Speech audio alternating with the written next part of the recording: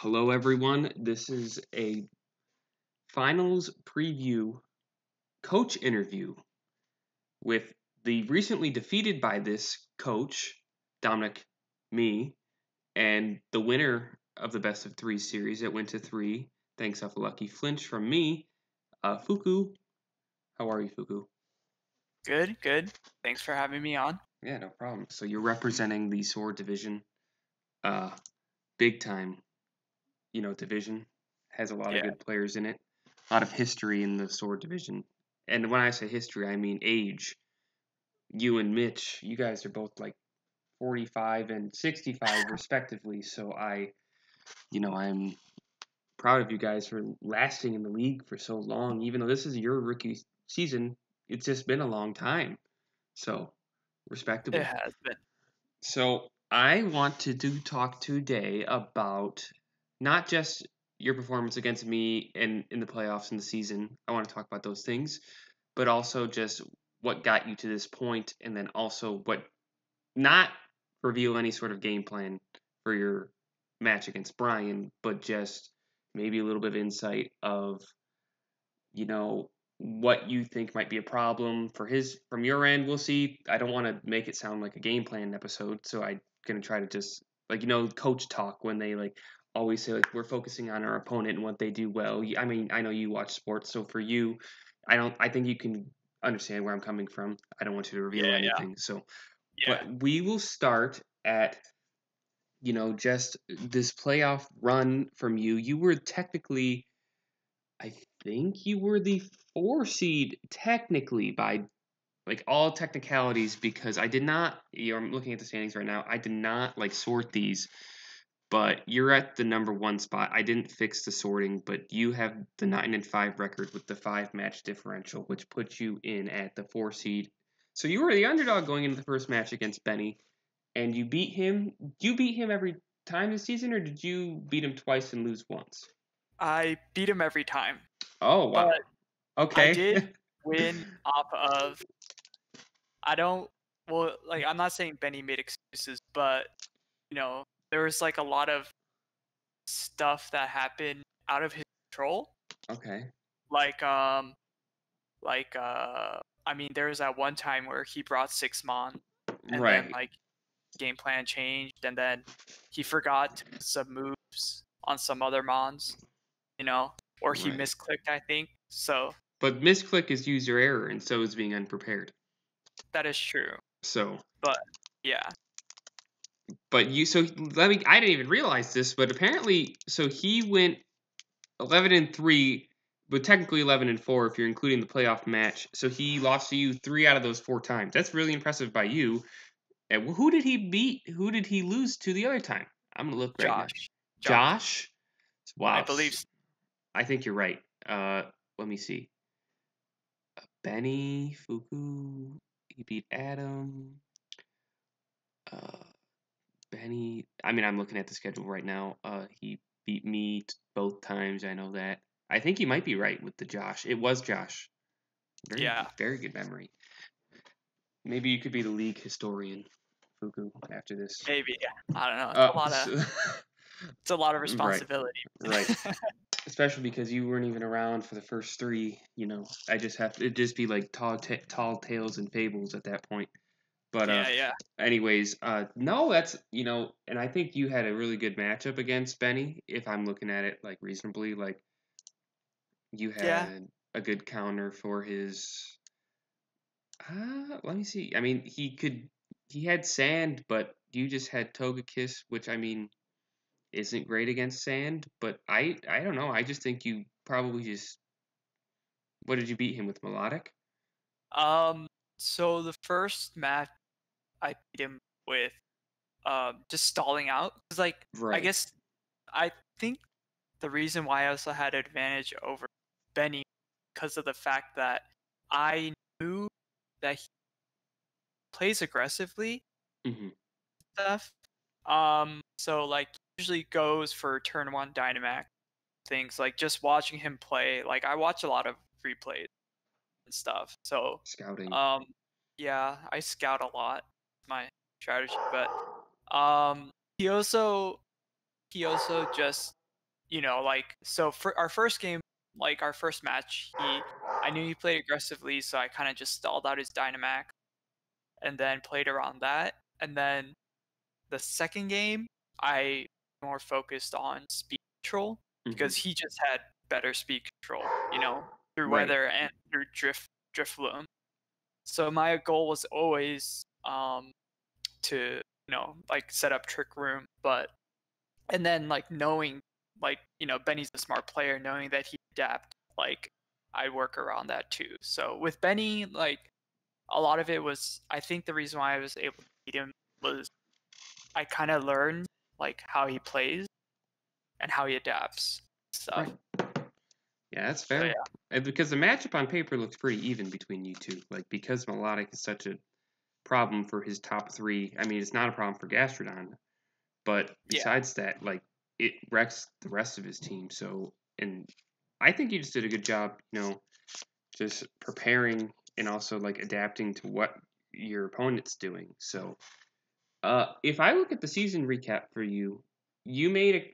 Everyone was questioning, well, especially me. I was the main questioning of your draft strategy, where it was rather than pick what I want, I'm going to pick what would bother other people if I took it away from them. For basically every pick, except for like Togekiss at the top. Like you picked up three Prankstermons. Was you picked up three, right? I Flimsy. did. I did. Yeah. Yes. So I was like, I don't know why he did that, but obviously it worked because you swapped out Pokemon and you kept three, Serena, Togekiss, and Duraludon, right? You did keep Duraludon the whole Yeah, season. yeah, Yeah. So those three, like you by you keeping those three, I mean you haven't used Duraludon a lot, but Serena and Togekiss have been valuable, especially Togekiss because it's just like a Pokemon that you can do a lot with, like from stopping certain modes working against you. And I think the moves you've picked up, most of them have done beneficial. I mean, you've funneled Pokemon fast enough to where if it wasn't working, you just said, "I'm screw this. I'm not dealing with it." So kudos to you, and you got the appropriate trades, and you got Raichu from Noah Troyer, right? Let me see, yeah. Noah I Troyer. Yeah, honestly, that trade, didn't think, I underestimated Raichu's value for sure. Like yeah. I thought, like I forgot what I traded, I think but you traded a Meowstic, yeah, and you but also gave him Whimsicott at some point. I traded Whimsicott for his Dusclops. But the only reason And then why you I picked up flip Dusclops for, and it's on Xavier's team. You flip Dusclops for. Cobalion, which was fortunately, I guess kind of a bad trade, but Yeah, I remember the only reason why I got Raichu was because I had Gyarados at the time, right. and I just knew that Gyarados, you know, like very weak to lightning or electric, so I was like, I need Raichu, and yeah, it worked out in the end. You know, I feel like I was able to utilize Raichu to its best potential. I agree. That move changed the entire forecast of your season. I think, like, on paper, also, like the Gyarados for Melodic, on paper, when we first discussed that trade, we were just like, I remember Noah and I were talking about it. We were both like, okay, this isn't like anything crazy because they're both about equal water types. But you took Melodic and you were like, well, I don't have that many physical attackers, so Intimidate's not that valuable against my team. But if they decide to lower a stat, Melodic can stand in here, and you had Raichu to protect Melodic, which it would have worked for Gyarados too. But Melodic on Adam's team was, at least in my opinion, like more valuable than Gyarados was to his team. Melodic and Gyarados fit basically the same kind of role on your team. Melodic being bulkier, Gyarados being like a faster attacker. But that water type like didn't really matter as long as like around the same like skill like value to your team. But I feel like Melodic on Adam's team was very important. And when he switched to Gyarados, I just felt like it wasn't as valuable. If that, I don't know if that makes sense, but I feel like the I swap see ended up working out for him less rather than you more. It just worked out for him less, so then it worked for you more, I guess. Yeah. I mean, I know when I traded it to him and played again, utilized Gyarados very well against me. Hmm. Like, uh, he utilized Intimidate, because basically he was working around my Serena, and I didn't have an answer for that. And so like Gyarados worked really well for him, I believe, against me. I don't know how it worked well against other teams. I mean, did he bring it against you when you I guys think played? he might have at least once. I know he did. I don't know if he did the third game, but for me, melodic was always like the problem because if I wanted to bring intimidate for, and this is why I think for you, melodic was just whatever, but for him, melodic was massive because he has Mimikyu and Tyranitar, where those Pokemon like feast off of their physical attack stat, and I can't just bring intimidate willy nilly against that team because of Melodic. And when he took Melodic off, I'm like, okay, now I can bring Intimidate for Gyarados, Tyranitar, and Mimikyu and not think anything about it. Whereas for your team, I wasn't really incentivized to bring Intimidate anyways, unless it was just for Gyarados and maybe Diggersby and Serena, I guess. But like because Togekiss, Duraludon, Sigilyph, all of those Pokemon are going to hit me from the special side. So I didn't really care about melodic from that point. Obviously, I made the error yesterday where I accidentally had Intimidate on my Crocodile, but it was planned to be Moxie. But then Yeah, once I realized, okay, I can bring Intimidate against Adam's team and not worry about it, I think, yes, he does have Mirror Armor, Corviknight, but oh well. Like, if I took the -1, I mean, I beat him with a -3 Dracozolt that was yeah. burned and intimidated. I didn't, and I beat the Gyarados. Yes, he did bring Gyarados against me in the playoffs. So at a certain point, I just was like, all right, I don't care about the mirror armor. I don't care if I go to -1. I'd prefer if he got to -1 because my team was probably a little bit more on the offensive side than most teams. Yeah, So yeah. I needed the bulk. I needed to chip away at them rather than having to worry about my own chip. So, but yeah, I think you navigated the trade market nicely, and especially the waiver market. I mean, you picked and choose a lot of different Pokemon, but like there's been like a gripe with some people like saying just flipping Pokemon all the time. Like, how are you going to know what to prepare for? But I think that you were just churning the bottom of your roster, so it didn't really matter in the long run because it's like, okay, if you have Sigilyph, what I don't even know what you had before.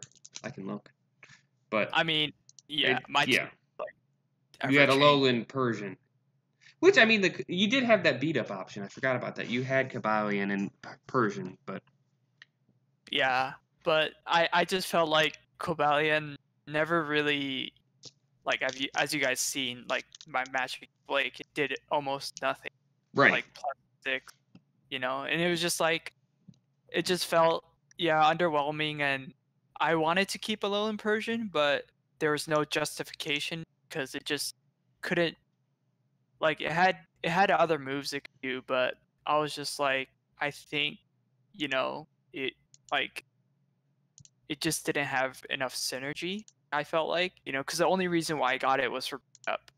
right, Yeah, and if it's not doing anything for beat up, then like, I mean, I could use it for other things like fake out and whatnot. But I already had Raichu, and and then I just thought like, I feel like Sableye with Prankster has fake out, has Quash, and I know Alolan Persian has Quash too, but Um, it's a I felt like Prankster is just it's just such a good ability. right. No, I agree with you. Yeah. So if you had to like, I know the finals haven't happened yet, but if you had to like use one word to describe your playoff run, what do you think it would be and why? One or two words, I guess. Um, I would say I got like luck and Luck. strategy. Yeah, there's a lot of things that happen where like I think the biggest like thing that happened was the trade value I got out of those Pokemon. Right. Like I don't know why Blake traded me Gyarados. It was the first pick, and I essentially gave him a fifth and I think like a sixth or seventh round pick for a first pick. And I felt bad for ripping him off. Like honestly, I felt like I won that trade 100%. Like Was Blake, it Grimmsnarl for Gyarados? yeah, Yeah, I Grimmsnarl and agree. Sableye for Gyarados, and I would like because I kind of sold it to him, I think, and I think he knew. But like there's this tech where you could do like he had hit him on top. So what Yeah. he could have done was pickpocket on Grimmsnarl, Dynamax, and then um Hitmontop would basically bullet punch Grimmsnarl, and then it'll activate Grimmsnarl's weakness policy, and then Grimmsnarl will pickpocket a life orb from Hitmontop, and then Grimmsnarl does damage. Um. So I kind of sold that to protect him. He said he knew about it, so Okay. like, cause what I look for in drafts is the utility of Pokemon. Like, Right. Grimmsnarls are very good. It could be diverse, especially in a draft. Yeah. And I was willing to actually trade him on top for something so I could Yeah. pull off that tick. Plus, I get Intimidate. But he was like, you know, he wanted, like, I asked for Gyarados and he gave it to me. So that worked out. Yeah. I feel like I'm not here to. This is not the interview to discuss what I think coaches did wrong in the season, but I think that trade was ill advised. I get what he was trying to do with Grimmsnarl, but that was one of his main offensive outputs, if not the main offensive output. Sorry to Mudsdale, but Yeah, obviously, just I don't know. I know he was only running one Mudsdale the whole year or whatever. Maybe he switched up the moves a couple times, but yeah, I can't say that's his Pokemon's fault. That's his fault if he's gonna run only one thing. So kudos to you to making that trade. I mean, yeah. there's not as bad as the couple of the other trades we've had, but it's That's all right. true. So But I also do want to say Grimmsnarl also works with Budsdale as well with the swagger. it Like does. I've seen too. So I think Blake saw the value. But I got lucky where I came out like as like I got more value out of the trade, like I meant before. So that's why I say like my league run has been lucky because I feel like a lot of that stuff happened in trade. Yeah. No, I think that I think there was inherent value in Grimmsnarl, and I think Blake has also used Grimmsnarl before. I think he had it last year as well, and it was good for him.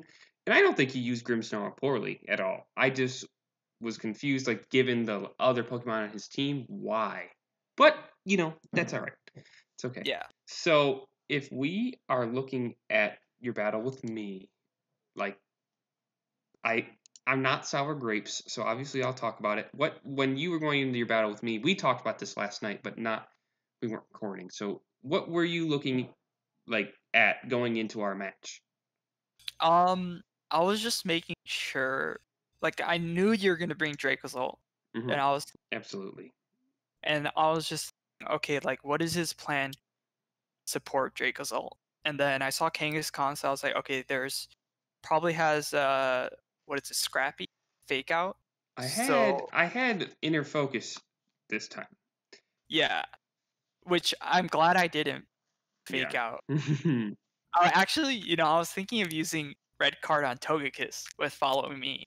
I don't. Yeah, that would have been if I wasn't Dynamax. That would have been nice. But red card does not work on Dynamax Pokemon, which Yeah, I that's knew.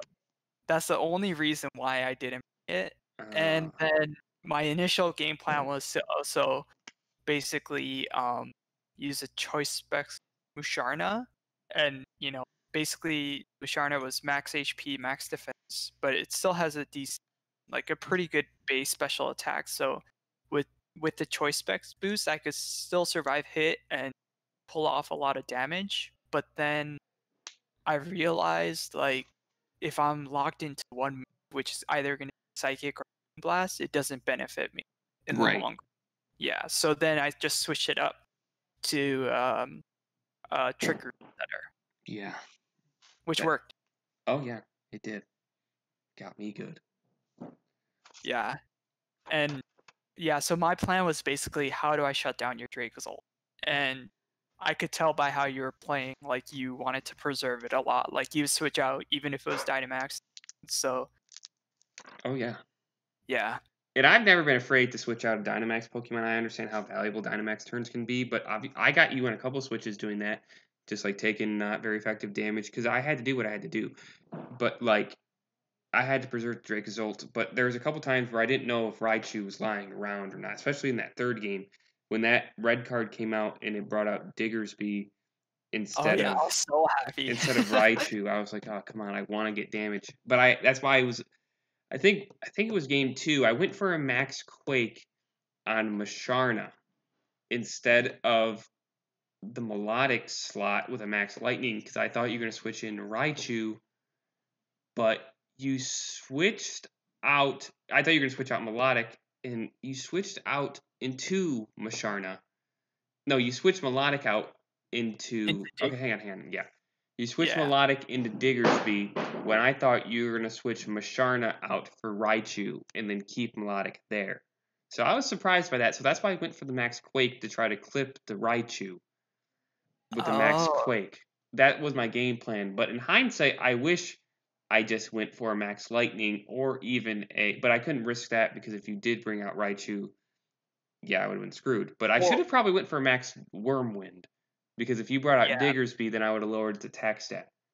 yeah. But also, oh, are you saying go for Max Lightning to Sharna slot? Is I that what you're was I saying? was considering that, but then I was like, well, if he Uh, does bring in Raichu on Melodic slot, then it would be pointless to do that as well.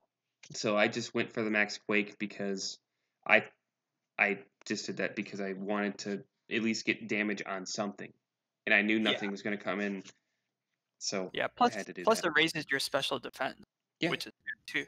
yeah. So, but Yeah, my plan for you, I did want to bring Slowbro, and obviously everyone saw colossally fail. I guess it was did. It was horrific. Now they the one chance I had at Glory in game 1 was cut short by these psychic special defense drop. I don't know if everyone saw it, but Fuku had a random psychic special defense drop onto my Colossal, and I went for Surf with Kangaskhan. The other night, I accidentally bottle capped my Kangaskhan to have special attack IVs because it's like, oh, why not have special attack IVs? I didn't even think about it. And I just gave it the bottle cap for that. Bad choice. Plus, it was in the rain. It O-code Colossal with the -1 special defense. And yeah, that was going out sad in game 1. Yeah, but But you're also like half health. yeah, that's why I had to go for it. That's why I calced it when I calced it with 31 special attack IVs, not Dynamaxed, and not lowered special defense, and obviously not in the rain. It was doing 23 to 27.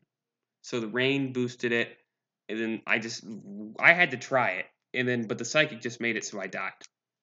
Mm, I So see. yeah, very unfortunate. Yeah, I just know because like I saw like some. It was either like Wolfie or Cybertron or James Beck, but like there's like how Dragon Ball Colossal was a thing. Yeah. So yeah, like I think Wolfie or somebody just used Rain Dance with like a Dragon Ball that it's gonna have higher base special attack for sure, but like that Rain Dance like brought plus Surf on that Dragon Ball like brought that Colossal to like half HP, and I was just like seeing that like I kind of really didn't expect that move, so that was really surprising and stuff. Mm. But yeah, I mean, you're game 1, you're up against the wall, so like you said, you might as well try it out, see what happens, right? Right.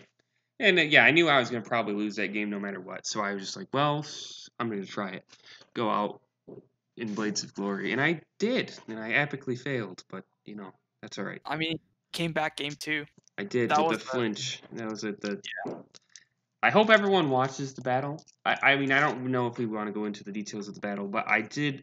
When I looked at your team, I was like, okay, let me look at, like, I was worried about just the sheer depth of special attackers you had in your team. A lot of the times, instead of opting for HP, I opted for special defense, and I was like, okay, I want to make sure I can eat some of these hits, like Talonflame and special defense investment. So did I think Venusaur also, just Pokemon like that. And I had I really wanted to outspeed you, so because I knew the last time we battled, I didn't put much speed into everything because I didn't think that you were gonna go max speed. I thought you were, so I just undersped some stuff and you outsped me or won speed ties, like you won the Togekiss Venusaur speed yeah, tie. yeah. Did you run max speed Togekiss this time, by the way? No, it was just like a spread that I saw Mm, online okay, season 4. okay, Yeah, it's like a mix. okay. So I had ran Venusaur with a choice scarf, and with overgrow, if the crowd didn't know, just so I could, if I Dynamax, I'd get some extra damage output. But I wanted to be able to come in and hit things with like Energy Ball and then just Sludge Bomb the Togekiss and not have to worry about speed that much. So I just did that, but obviously that didn't work because you kept setting up Trick Room and you brought Macharna to counter Venusaur, so it kind of made it useless. Yeah. I honestly didn't even think about the item on Venusaur. Yeah. It worked. But I mean, it was just useless because of the team setup you brought, so I had to be really careful. Yeah. Honestly, because of my name, I really wanted to get Venusaur. So I was maybe just next year. Maybe next year because it's not a keeper. Yeah. So could be a return candidate for the Tier 1 draft. But Yeah. looking at your battle with Bryan, I'm trying to keep this under 30 because, I don't want these interviews to go super long. So it's at 26 right now. I was wondering if you wanted to do just a little bit of a breakdown for your battle with Bryan, like what you're expecting from him. Yeah. Maybe, Sure. or just keep coach talk. What do you think he does well? Up to you, but don't reveal any plans, obviously. Yeah, I mean, he definitely has a better team on paper for sure than my team. He has, I mean, his biggest threats are Charizard and Cinderace, and I'm pretty confident that he'll bring those in. Yeah. He kind of said how he likes to battle stuff. And I'm gonna take that into consideration. But I think with this match, I'm gonna go like I usually do, just think of a strategy and try to follow through. Right. And make sure I can adapt. Yeah. I like that. Awesome. Well, if you have anything else you want to say to everyone, the rookie getting into basically the Super Bowl of the MSBA in his first season, do you have any not parting, because you're not leaving the league unless something unheard of happens. Do you have any last thoughts before we wrap up this interview? Yeah, it was a very fun season. I learned a lot. And I hope that I could bring it home for the Sword Division. Yes, sir. Sword Division. And yeah, I look forward, to the next season as well. All right. Sounds good, Fuku. All right. That was this coach's interview for the finals, season 4 finals. Fuku versus Brandon. Nope. Fuku versus Bryan. I'm so used to saying Brandon's name on this podcast. I'm very glad I corrected myself. And Bryan, I'm sorry about that. That was just. Whenever I think podcast, I think Brandon. So, Brandon, if you're out here listening, I miss you. Please come back on. But come back on this podcast, please. But with that, Fuku versus Bryan, the Firestarters versus the Vermillion Venusaurs. Sunday? Sunday. Sunday. Yes. Like Super Bowl Sunday. So be there or be square. Peace out. Have a good day, guys. Take care.